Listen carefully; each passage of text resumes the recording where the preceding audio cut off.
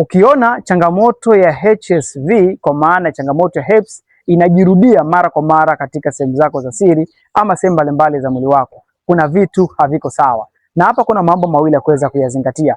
Kuna uwezekano mkubwa dawa ambazo unatumia si dawa sahihi, lakini pia kuna uwezekano mkubwa dawa ambazo unatumia hazijaenda kutibu kuanzia kwenye chanzo cha tatizo.